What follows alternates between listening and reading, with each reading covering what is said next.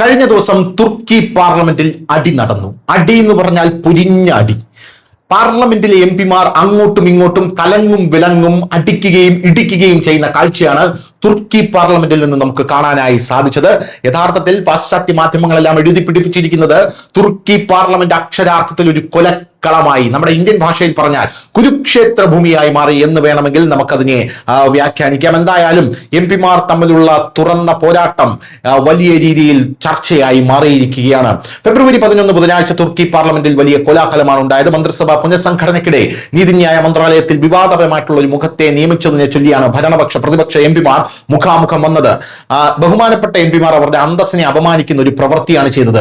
Social മീഡിയയിൽ പെട്ടെന്ന് വൈറലായ വീഡിയോയിൽ ഇരു പാർട്ടികളിലെയും എംപിമാർ പരസ്പരം അടിക്കുകയും ചവിട്ടുകയും ചെയ്യുന്ന കാഴ്ചകളുണ്ട്. ശ്രദ്ധേയമായ കാര്യം, കുറച്ച് എംപിമാർ മാത്രമല്ല, ഡസൻ കണക്കിന് എംപിമാർ, അതായത് ഒരു പ്രിയദർശൻ സിനിമ കാണുന്നത് പോലെ ഡസൻ കണക്കിന് എംപിമാരാണ് സ്ലാപ്സ്റ്റിക് കോമഡിയിൽ നമ്മൾ കാണുന്ന തരത്തിൽ അങ്ങോട്ടും ഇങ്ങോട്ടും അടിയും ഇടിയും ചറക്കി വിടലും. ചില എംപിമാർ മറ്റെംപിമാരെ കടിക്കുന്നത് പോലും നമുക്ക് കാണാനായിട്ട് സാധിക്കുമായിരുന്നു.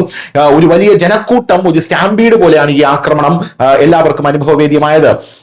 ഇസ്താൻബുൾ ചീഫ് പ്രോസിക്യൂട്ടർ അക്കിൻ ഗുർലക്ക് പാർലമെന്റിൽ പുതിയ നീതിന്യായ മന്ത്രിയായി സത്യപ്രതിജ്ഞ ചെയ്യുന്നത് പ്രതിപക്ഷ എംപിമാർക്ക് ഇഷ്ടപ്പെട്ടില്ല. ഇതവർ തടയാൻ ശ്രമിച്ചു. തുർക്കി പ്രസിഡന്റ് റജബ് ത്വയ്പ് എർദോഗൻ അക്കിൻ ഗുർലക്കിനെ പുതിയ നീതിന്യായ മന്ത്രിയായി നിയമിച്ചതായിരുന്നു. ഈ വിഷയത്തിൽ രോഷം രൂക്ഷമാവുകയും ആക്രമണം പൊട്ടിപ്പുറപ്പെടുകയും ചെയ്തു. എംപിമാർ പരസ്പരം ഉന്തും തള്ളും നടത്തി അവസാനം വലിയ രീതിയിലുള്ള ഒരു നാടക്കേടിലേക്ക് അത് പോയി. ഇസ്താൻബുളിലെ ചീഫ് പ്രോസിക്യൂട്ടർ എന്ന നിലയിൽ പ്രധാന പ്രതിപക്ഷമായിട്ടുള്ള റിപ്പബ്ലിക്കൻ പീപ്പിൾസ് പാർട്ടിയിലെ നിരവധി അംഗങ്ങൾക്കെതിരായിട്ടുള്ള ഉയർന്ന പ്രൊഫൈൽ വിചാരണകൾക്ക് ഗുർലക് നേതൃത്വം നൽകി. തുർക്കിയിലെ പ്രതിപക്ഷം ഈ വിചാരണകളെ രാഷ്ട്രീയ പ്രേരിതമാണെന്ന് വിശേഷിപ്പിക്കുന്നു. ഇപ്പോൾ അതേ അക്കിൻ ഗുർലക്ക് നീതിന്യായ മന്ത്രിയായി സത്യപ്രതിജ്ഞ ചെയ്തു. ഇത് പ്രതിപക്ഷത്തിന്റെ പ്രതിഷേധത്തിന് വലിയ രീതിയിൽ കാരണമായി. കിഴക്കൻ പ്രവിശ്യയായിട്ടുള്ള എർസുറത്തിന്റെ ഗവർണറായിട്ടുള്ള മുസ്തഫ ഡിഫ്റ്റസിയെ ആഭ്യന്തരമന്ത്രിയായി പ്രസിഡന്റ് എർദോഗൻ നിയമിച്ചിരുന്നു. എന്തായാലും പ്രതിപക്ഷമായിട്ടുള്ള റിപ്പബ്ലിക്കൻ പീപ്പിൾസ് പാർട്ടിയുടെ നിയന്ത്രണത്തിലുള്ള നൂറുകണക്കിന് മുനിസിപ്പൽ ഉദ്യോഗസ്ഥരെ അഴിമതി അന്വേഷണങ്ങളിൽ അറസ്റ്റ് ചെയ്തിട്ടുണ്ട്.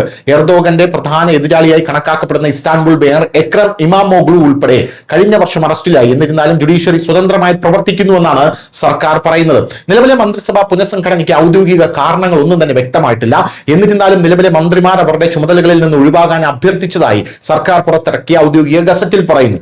തുർക്കി സാധ്യമായ ഭരണഘടനാ പരിഷ്കാരങ്ങളെ കുറിച്ച് ചർച്ച ചെയ്യുകയും പതിറ്റാണ്ടുകൾ പഴക്കമുള്ള സംഘർഷം അവസാനിപ്പിക്കാൻ ലക്ഷ്യമിട്ടുള്ള കുർദിസ്ഥാൻ വർക്കേഴ്സ് പാർട്ടിയുമായി സമാധാന സംരംഭം പിന്തുടരുകയും ചെയ്യുന്നതിനിടയിലാണ് പുതിയതും വിവാദപരവുമായിട്ടുള്ള ഈ നിയമനങ്ങൾ വരുന്നത്. News desk, news India Malayalam.